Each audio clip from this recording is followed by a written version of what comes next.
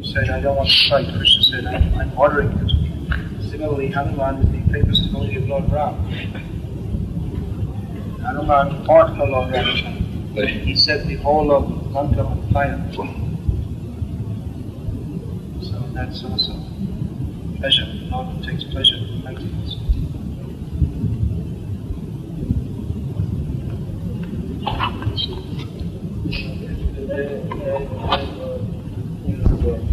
Then there's been the Robert says in other places there's no demons in the spiritual world. Sometimes there's rumors of demons.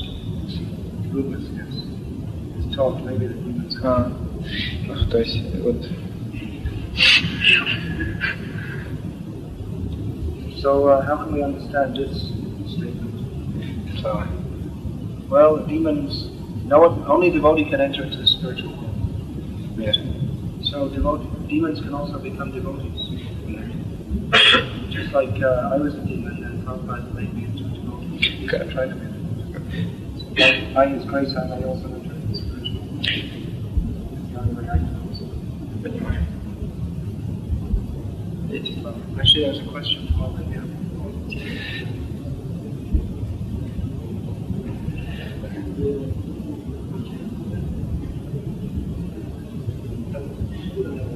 Must be translations. Right. To get some. It is one and the same good in Russian. If you're in India, you can imbibe the Vedic culture. You can also purchase Vedic literature. But that's not what I wrote. Maybe there may be so many translations. Translation is not such a big job. What do you think? I don't know. You should know you're translating all the time.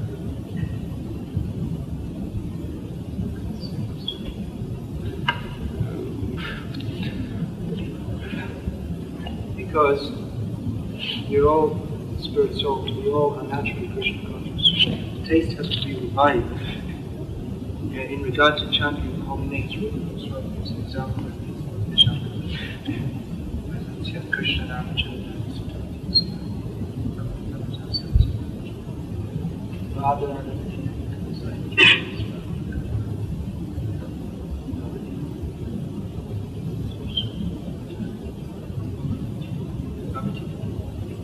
Says that the name of Krishna is automatically by nature it is sweet like sugar cane.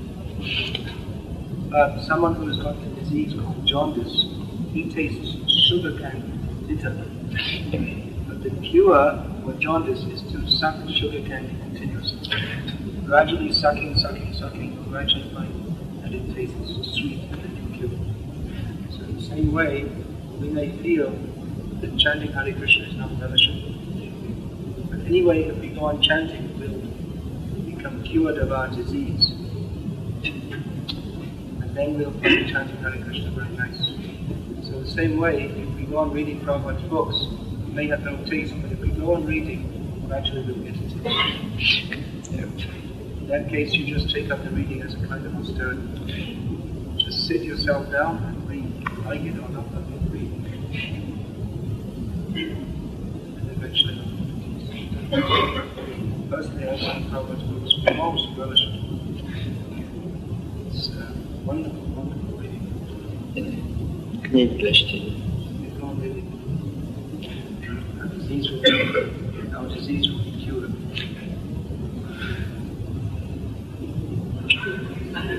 It's an important verse in the beginning of the 10th chapter. Nivrittatai Shairu Pradiyamana Avam Shodat Chotra Mano Virana Uttama Shloka Nana Mandira Jeta Vinamash, which means that those who are free from material desires, they like to glorify Krishna. Those who are finished with this useless business of material sense gratification, they like to hear Krishna. And to hear that glorification of Krishna, it is the medicine for the diseased called repeated birth. Hearing about Krishna is very relishable to the mind of man. And considering how wonderful is this Krishna Katha, then who will not take to the hearing? only someone who is very contaminated by graffiti or Maya about Krishna. But devotees, they like to hear about Krishna. So Taram Prasam Gama, various Bhavanti, Karna, Sayana. Especially in the association of devotees, if we hear about Krishna's wonderful qualities and prowess, it is like a very pleasing medicine for the ears and the heart. Joshanat Ashma Bhavarva Bhakta Shraddha Bhatir Bhaktir Krishna. That is that hearing Krishna Katha that will help us in the path of liberation. And in the beginning we may not have taste, but we should hear with faith. Gradually our faith will develop. And as we go on hearing and hearing, our taste will develop. And gradually pure love of Krishna. So here it is recommended. Satam Prasanta. You should hear in the association. If you don't have a taste for reading, try reading with devotees. Reading out loud together. That is very helpful.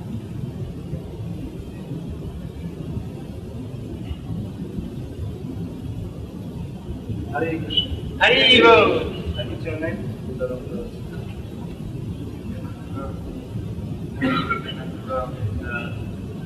Was there last year in Zagreb?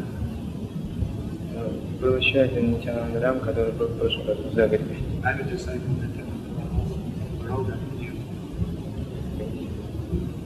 Who's the disciple are you? Шрила Джагирсо Махарадж.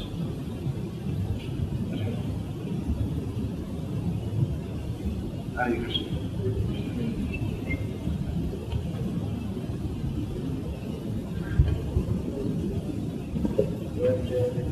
Described that he merged into Krishna's body, and shortly thereafter he attained his form again in the spiritual world. Krishna tells Arjuna, you just tell everybody, my devotee is never met Krishna.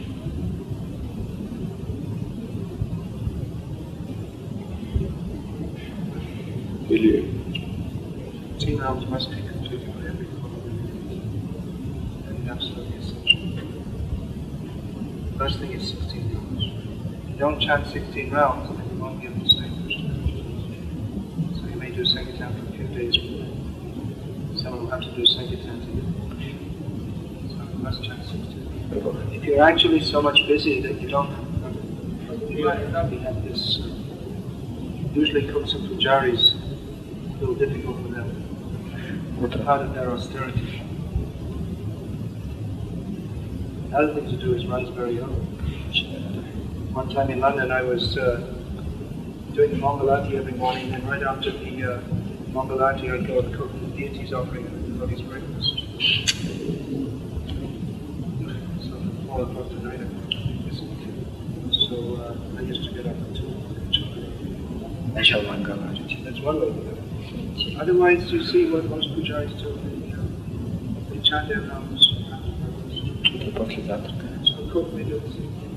You just have to have some regulated time when to chant. You have to keep some time to chant. Otherwise, if it's like 5 o'clock you start cooking, then after breakfast you go on second time of night, first time to chant. Cooking is also a very important service. Second time bodies, they can't go out unless they get their prasad. Then is there the army marches on its stomach. So Sankirtan is also important. Someone has to print the books, someone has to ship the books, someone has to make sure the books are stored nicely, someone has to manage the temple, so the Sankirtan body to So even if you don't have so much time to directly distribute the books, if you can cook nicely so that Sankirtan devotees and all the devotees feel very satisfied, that's a very good service. Desire to go on Sankirtan is very good, as much as possible. But you also have to keep time for chanting rounds properly, and also sometimes every day. Don't be like a shooting star. You know what the shooting star is? Sometimes it's falling out of the sky. It's very, very bright for a short time, and it vanishes. So better than making a big devotional service for a short time and then finished. Then it goes slower and steady. Keep it going. But every devotee has to chant 60 rounds where no Prabhupada goes and engage fully in service. This sadhana is very important. Preaching is very important and sadhana is very important. We have to keep ourselves strong enough so that we can keep ourselves strong so that we can advance in Krishna service. Otherwise, anyway, we won't have any potency to preach. So both things must go side by side. Just like the train runs on 2 tracks, not on 1. Temple life and preaching must go side by side.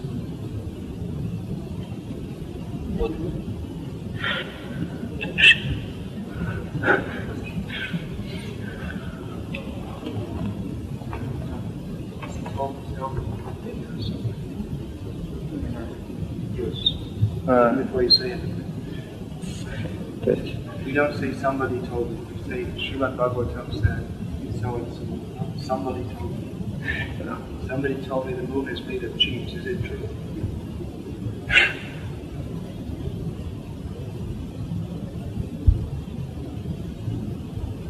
It's like in Bengal, somebody people ask questions. As soon as they say that, it means many people say. As soon as they say that, they say, we don't care what we don't care what the many people say. As soon as somebody says Aneke Bole, I stop them. I say, we don't care what Aneke Bole, we care what Krishna said. What does Krishna say? But because he was brought up in the family of a chariot driver, he was not considered to be actually a Kshatriya. So Draupadi knew that Karna was also coming to try and win her. But she didn't want to marry Karna at all. So she, in the assembly of all the princes, she said that I am born of a great Kshatriya king. I cannot marry anyone except one who is from the Kshatriya class. So everyone knew that this was directed against Karna. Karna had to withdraw in shame and anger. Stid. Istid. So anyway, after so many princes had come and failed in their attempt, an unknown prince or an unknown person dressed in forest clothes came and he did what he had to do. He shot the fish. So actually that time they were living in the house of a Brahmana. They were living incognito. And that's another whole story. Anyway, then after this, everyone knew that Arjuna is here and the Pandavas are alive. Now, they used to go out every day hunting and bringing food. So Kunti Devi had made the rule that whatever anyone gets, they have to share with everybody else. So when Arjuna came back that evening with Draupadi, he said to his mother that, see what I got today. So Kunti, without looking up, said, whatever it is, you have to share it with all your brothers. So this was considered highly unusual. But because Draupadi herself was extraordinary, she was able to serve 5 husbands very nicely. So anyway, the Pandavas came back and Yudhishthira became established as the king. His 4 brothers went out and conquered the 4 directions. They performed the Rajasuya Yagya, only been performed by kings who conquered the whole world. And Duryodhana burned within it. Even though the Pandavas, they'd been treated so badly by the Kauravas, they did not feel inimical towards them. So anyway, one day, Duryodhana was expressing his lamentation. His close friends were Karna, Dushashan, and Shakuni. Shakuni was his mother's brother. So Karna, Dushashan, Shakuni, and Duryodhana all fall in all a very wicked mentality. Shakuni, that actually means vulture. So So Shakuni one day saw Duryodhana looking very unhappy. So he asked him, what's the problem? He said, you have a palace, a kingdom, your relatives are the kings of the world, you have no shortage of anything, you have wives, brothers, family. Any person would be envious of your position. Why are you looking so hard? So Duryodhana said that I have all these things, but my heart is burning. And I see the Pandavas in a superior position to us. I cannot get any peace in my heart. Whatever pleasures may be there, singing, dancing, hunting, social life, I cannot get any pleasure from those things. I feel as if my heart is burning day and night. So Shakuni told him, why are you lamenting when you have me as your uncle? Don't you know that I'm expert at gambling, cheating in gambling? Don't you know that Yudhishthira, he has a weakness for gambling? We call him here, we'll make a gambling match and I will take everything by him. So they discussed this idea in the court. Dur, Bhishma, Dhritarashtra, they were all against it.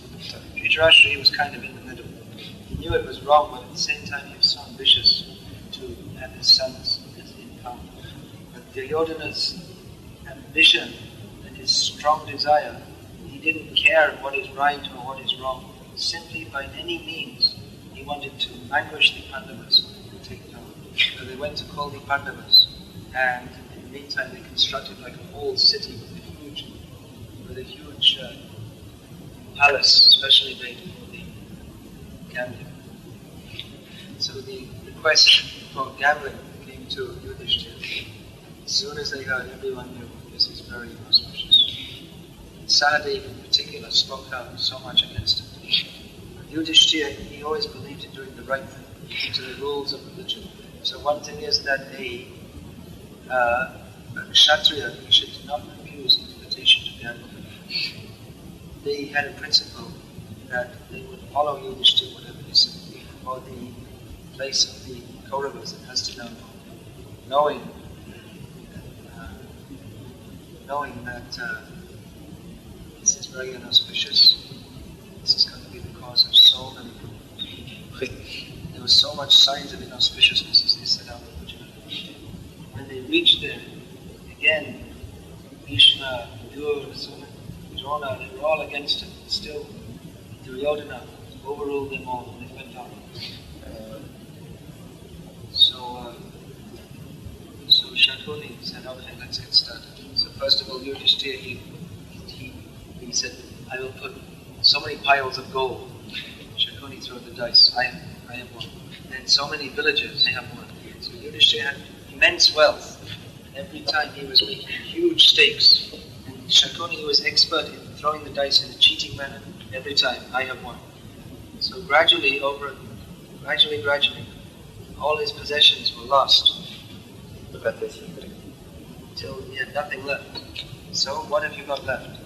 Shakuni was thinking, what about your brothers? So one by one, he gambled them away. Then what is left? What about the Arti, the Ketas? 7 of them. What is left? And Shakuni suggested, what about Draupadi? No one could think of this. Yudhishthira was as if intoxicated. He threw it, all right, my stake in Draupadi.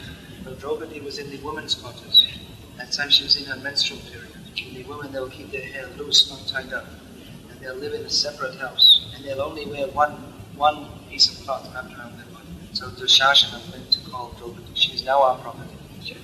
And he went there and he called. And come, the king is calling you.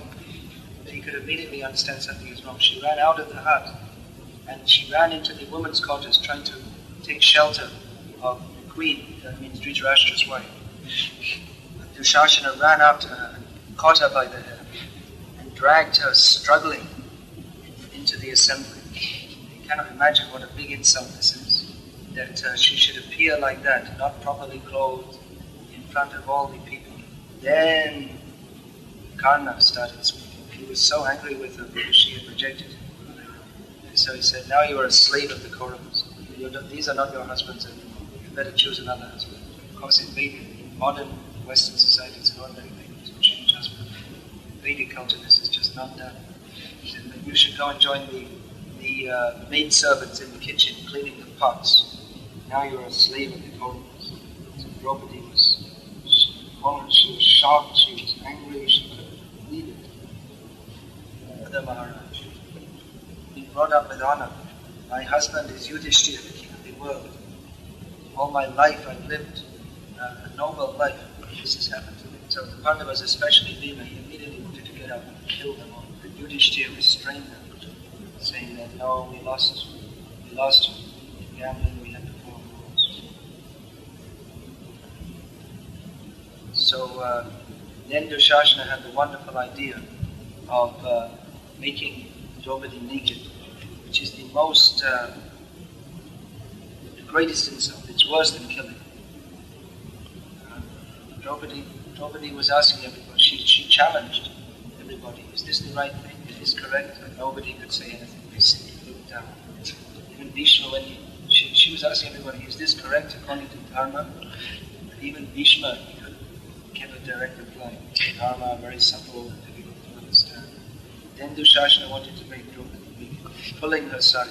And Draupadi simply remembered Krishna. Krishna manifested in this unlimited cloths. So, after this terrible act, everybody fell in love. Actually, when she started to do this, almost everybody, they just left. They couldn't tolerate it. Even many of the brothers of Duryodhana, they also left. But when this incident was over, Dhritarashtra, he felt a little sorry. He knew what was right and what was wrong. And he was inclined to do the right thing, but he was always influenced by his son Duryodhana. He allowed himself to be influenced. Vidur, Bhishma, and Sanjay, his secretary, they were very straightforward, and they were always very straightforward with Dhritarashtra. Dhritarashtra would sometimes lament that, what bad things we have done, what bad things we are doing.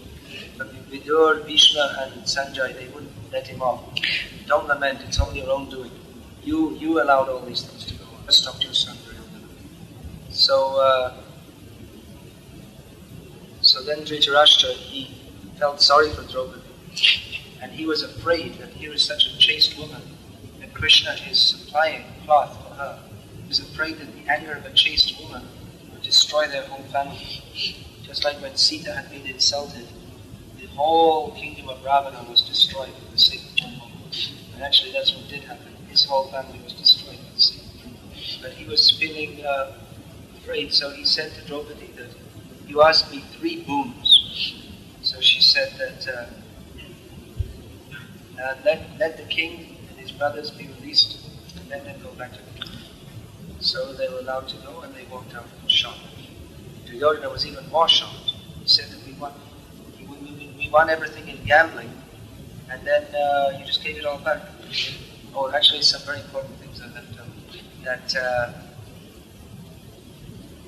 during the when Dushasana had tried to unrobe Draupadi and pulled him, then Bhima said, he vowed that the time will come when we will fight. The time will come when we will fight to redress these wrongs. So Bhima vowed that I will personally kill only 100 sons. Because this Dushasana has so much insulted Draupadi. Vow that in the battle I will kill Dushasana and I will drink the blood from his heart.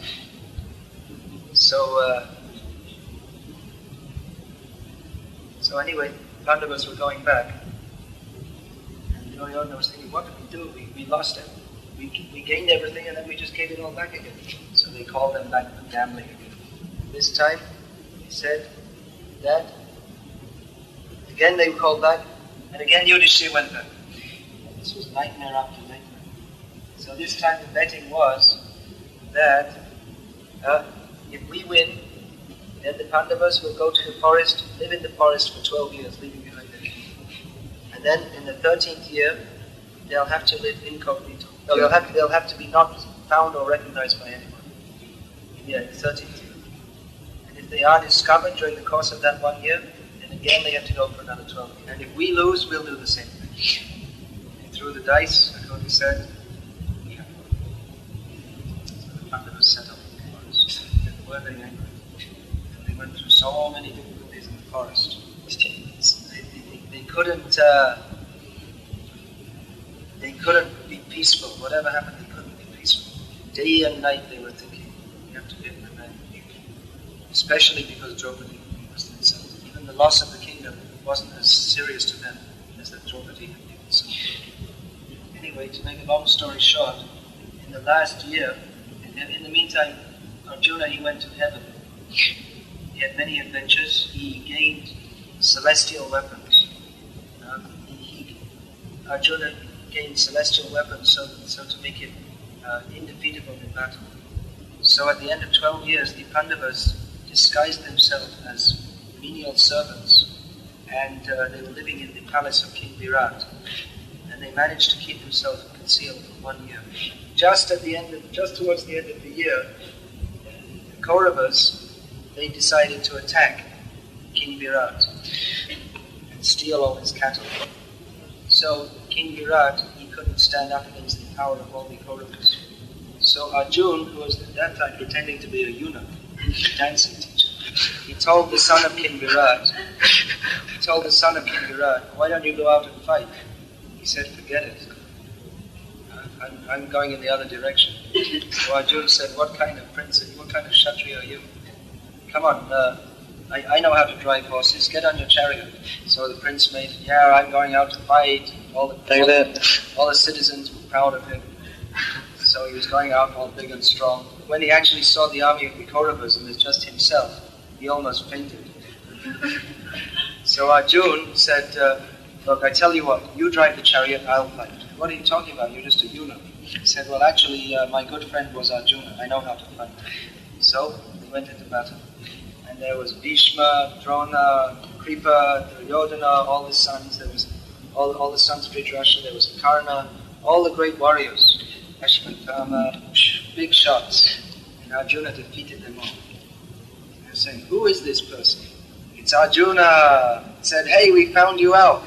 No one else could fight like that. It must be Arjuna. So we found you out. Now you have to go back to the forest for 12 years. Oh, we just went over the 1 year. The 1 year is just finished. So they all came back. Yudhishthira, everyone came back. So they said to Dhritarashtra, thank you for looking after the kingdom so nicely for us when we were away. Very kind of you. Now give it back. Duryodhana said, no way. We're not going to give anything back.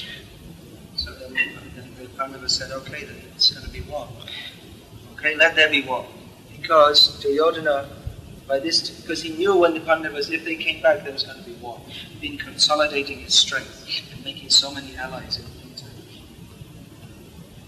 So the Pandavas and the Kauravas, they called their different parties. They were asking different kings to come and join them to fight. They both Duryodhana and Arjuna went at the same time to visit Krishna.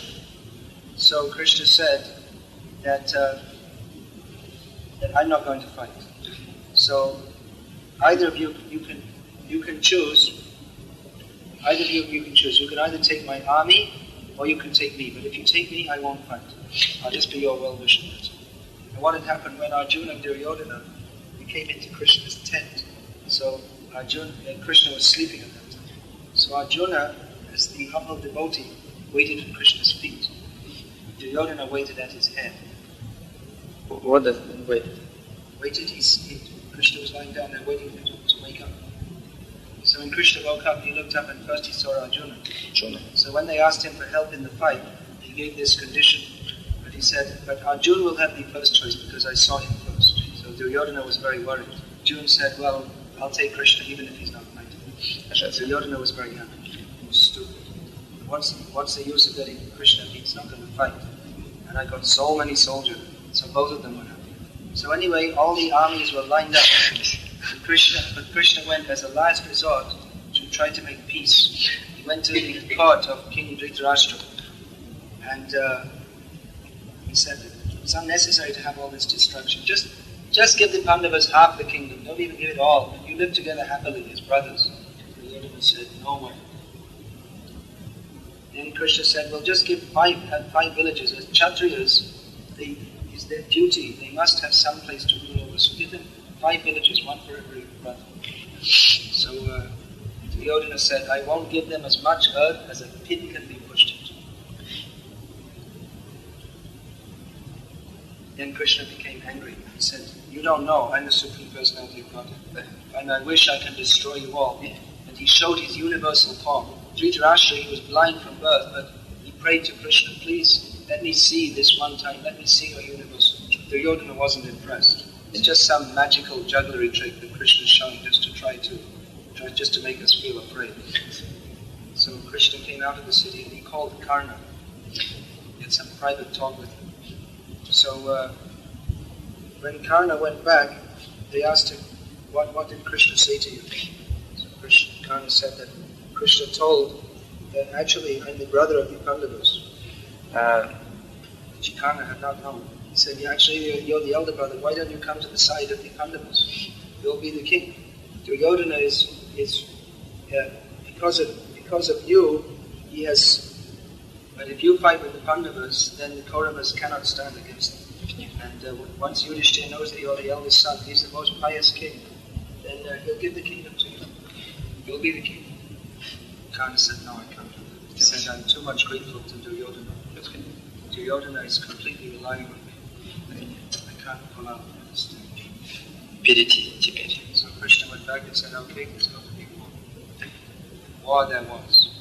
In the beginning, Bhishma was elected as the commander-in-chief of the Kauravas.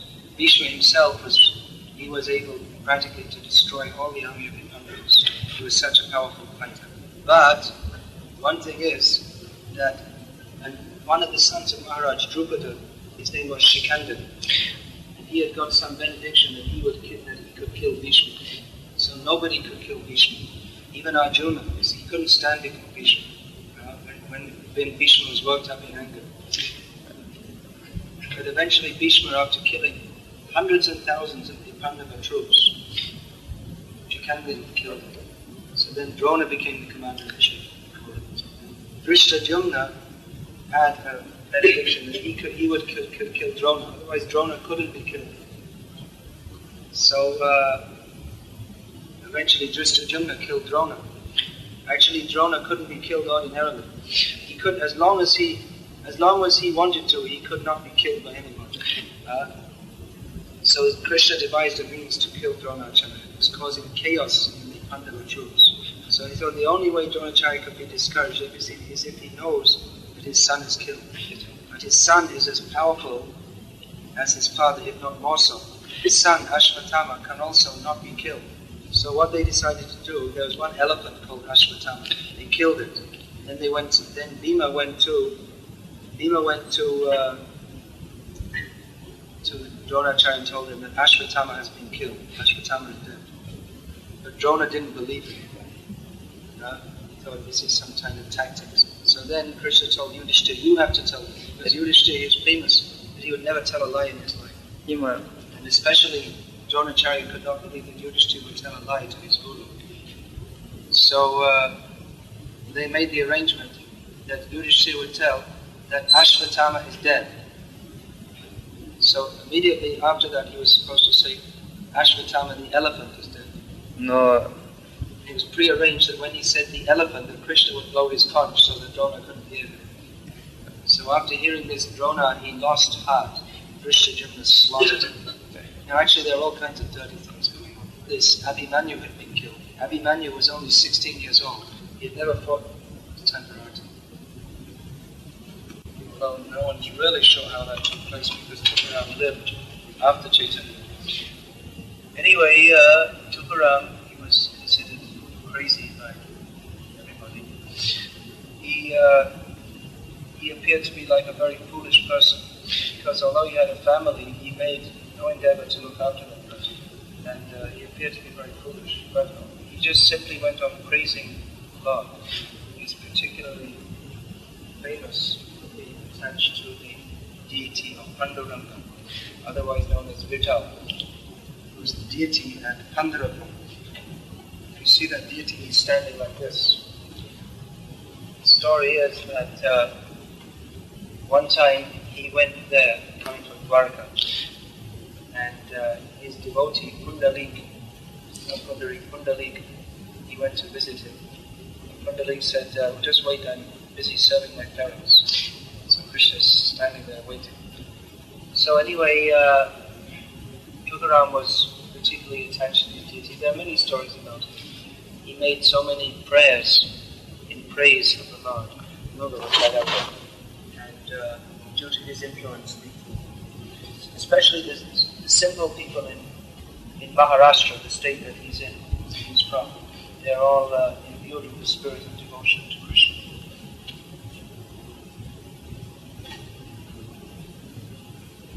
Anything else?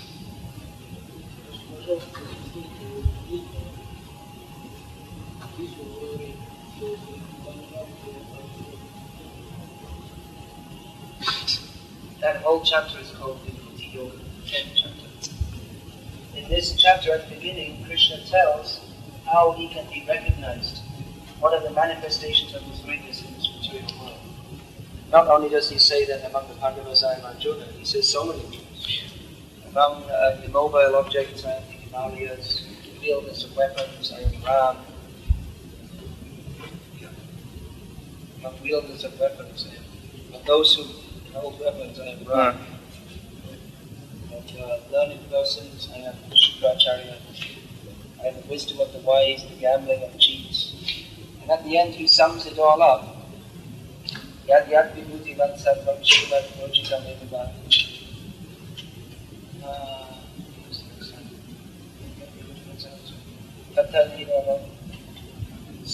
He says that wherever you see anything wonderful or glorious or unusual, wonderful. So in other words, whenever we see anything wonderful, we should know that is a representation.